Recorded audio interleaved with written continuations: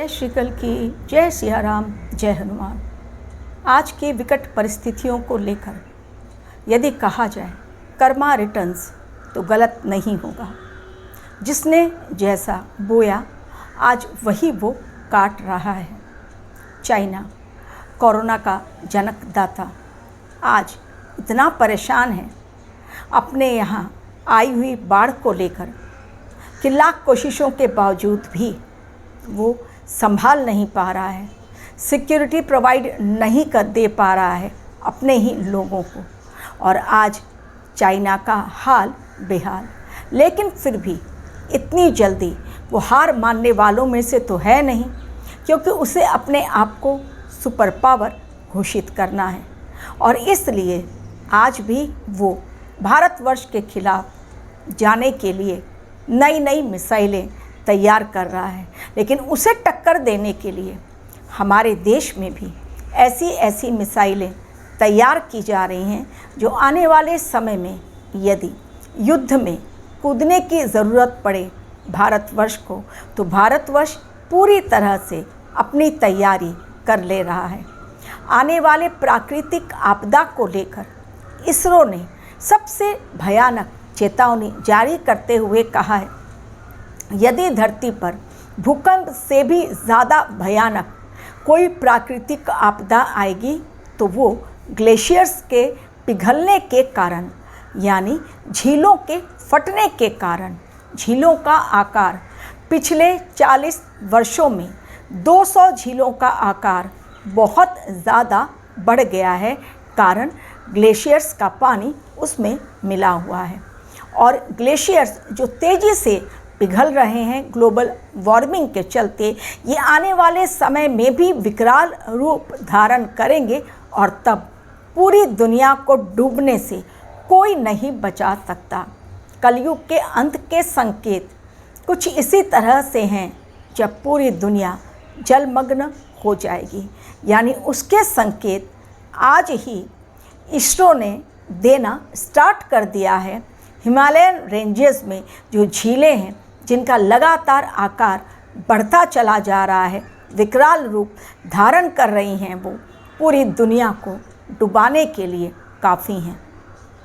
पहले जब भूकंप को लेकर चेतावनी जारी की जाती है तो भूकंप यानी एक ही समय में एक जगह बहुत बड़ा विनाश। यदि सुनामी आती है तो ठीक उसी जगह पर जहाँ सुनामी आती है बहुत बड़ा विनाश। आग लगती है ठीक वहीं पर जहाँ पर आग लगती है वहाँ बहुत बड़ा विनाश। लेकिन ये जो जल के द्वारा आपदा आने वाली है भविष्य में, वो सिर्फ एक दो जगह को नहीं बल्कि पूरे विश्व को जलमग्न करे, इसके लिए नेचर के द्वारा वो भयानक तैयारी चल रही है जिसे इंसान लाख चाहकर भी रोक नहीं सकता, क्योंकि इंसान के हाथों में नहीं है ग्लेशियर्स के पिघलने पर रोकथाम लगाना। कानून इंसान बना सकता है, लेकिन प्रकृति को, ब्रह्मांड को कंट्रोल करने की ताकत आज भी इंसानों के पास नहीं है और यहीं पर इंसान मात खा जाता है। कल्कि का एक तीर करे घाव गंभीर, और अनेकों पर कल्कि के एक तीर से निशाना जाकर सही बैठ रहा है। उसमें वेस्टर्न कंट्रीज़ भी हैं, गल्फ़ कंट्रीज़ भी हैं, उनमें चाइना और पाकिस्तान का भी नाम है, जो कि भारतवर्ष की तरक्की को देखकर आज बहुत अधिक जल कुढ़ रहे हैं। और ये उनका आपस में जो जलना कुढ़ना है, भारतवर्ष के खिलाफ षड्यंत्र रचना, ये आने वाले समय में और ज़्यादा होगा। यदि हमारी मोदी गवर्नमेंट रिपीट हो जाती है तब बहुतों की छाती पर सांप लौटने लगेंगे, कारण वो नहीं चाहते हैं कि फिर से एक बार मोदी गवर्नमेंट रिपीट हो, नहीं चाहते हैं भारतवर्ष की तरक्की को देखना, और नहीं चाहते हैं कि उनके कंपटीशन में भारतवर्ष भी उन्हें कम्पीट करते हुए उनसे और आगे बढ़े। जबकि जो भी एक्सपर्ट हैं वो यही मान रहे हैं कि एक दिन नंबर 1 इकोनॉमी पर हमारा देश पहुंचेगा। तो हमारे देश में भी क्या चारों ओर शांति का माहौल रहेगा आने वाले समय में, जब पूरा संसार एक भयंकर आपदा के चलते एक संकट के लपेटे में आ रहा है। कहीं बाढ़, कहीं सुनामी, कहीं युद्ध, कहीं बॉम्ब ब्लास्ट, कहीं आतंकवादी घटनाएं, कहीं अग्निकांड। तो क्या भारतवर्ष जो कल्कि अवतार की जन्मभूमि है पूरी तरह से रहेगा सुरक्षित आने वाले समय में? क्योंकि ऑलरेडी एक अंगारक दोष जो 23 अप्रैल से स्टार्ट हो गया है, मंगल जो अग्नि कारक है, और जगह जगह पर अब आप देख रहे हैं कि इतनी ज़्यादा आग की घटनाएं घटित हो रही हैं। आए दिन जलकर सामान स्वाहा हो रहा है, इंसान जलकर खाक हो जा रहे हैं, गाड़ियां जल जा रही हैं, खेत में फसल जो है वो जल जा रही हैं। हर तरफ केवल और केवल अग्नि, अग्नि और अग्नि। ऐसा लग रहा है अग्नि देवता का क्रोध अब हर कोई झेल रहा है। तो आने वाले समय में जब मैं बात कर रही हूँ पूरे संसार की, तो क्या हमारा भारतवर्ष इससे अछूता रहेगा? नहीं। कंपैरिजन यदि किया जाए तो बाहर जो हमारे भारतवर्ष के बाहर, हमारे देश के बाहर जो हालात हैं उससे काफ़ी बेटर वे में आज भी हम लोग अपने देश में सुरक्षित वातावरण में रह रहे हैं। तू मैं मची हुई है, हर कोई सनातन पर हमला कर रहा है, हर कोई अपने ही धर्म की जय जयकार कर रहा है। ओवैसी को ही ले लीजिए, अपने ही धर्म के लोगों को हिंदुओं के खिलाफ आराम से भड़का रहे हैं। अब आने वाले समय में अगर ये गवर्नमेंट रिपीट होती है, जिसके मैक्सिमम चांसेस हैं, मैंने पहले भी कहा था, तो कम्युनल राइट्स बिल्कुल होने वाले हैं संकेत। और ये जो कम्युनल राइट्स स्टार्ट होगा बंगाल से, कारण बंगाल से ही संकेत पहले हमें मिलने स्टार्ट हो गए हैं। जब इलेक्शन की तैयारी चल रही थी उसके पहले ही संदेश खाली अचानक वो स्कैम खुलकर बाहर आया संदेश खाली का, कि किस प्रकार से वहाँ पर महिलाओं पर अत्याचार हुआ।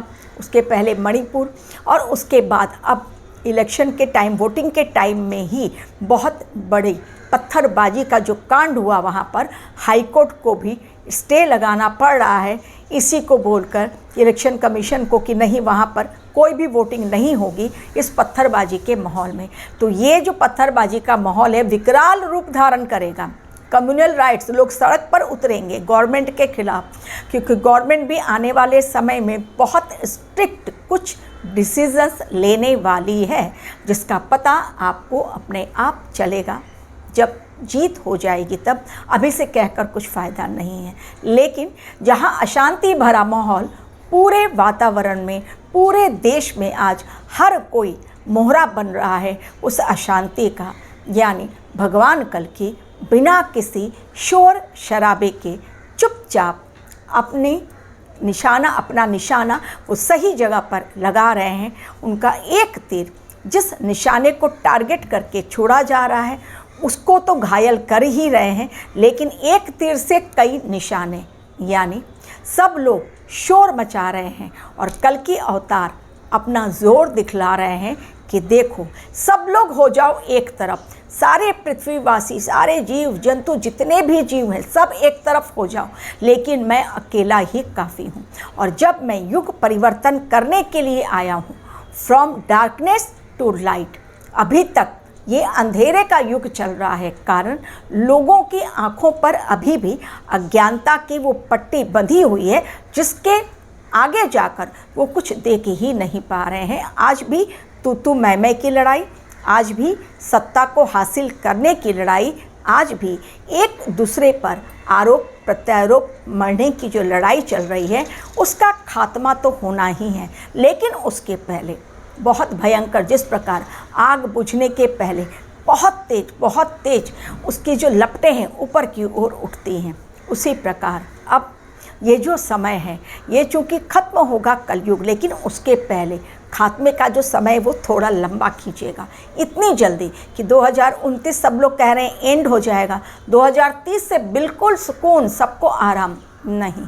फिर भी मैं जो कह रही हूँ, आने वाले समय की गवाही को देखते हुए आप लोग मेरे ही चैनल पर आकर कहेंगे कि हाँ, बाकियों से अलग कुछ हटकर है मेरा चैनल, क्योंकि मैं सत्य को फॉलो करते हुए वही बातें आप लोगों तक पहुंचाती हूं, भले ही सत्य कड़वा क्यों ना हो। Thank you very much for watching.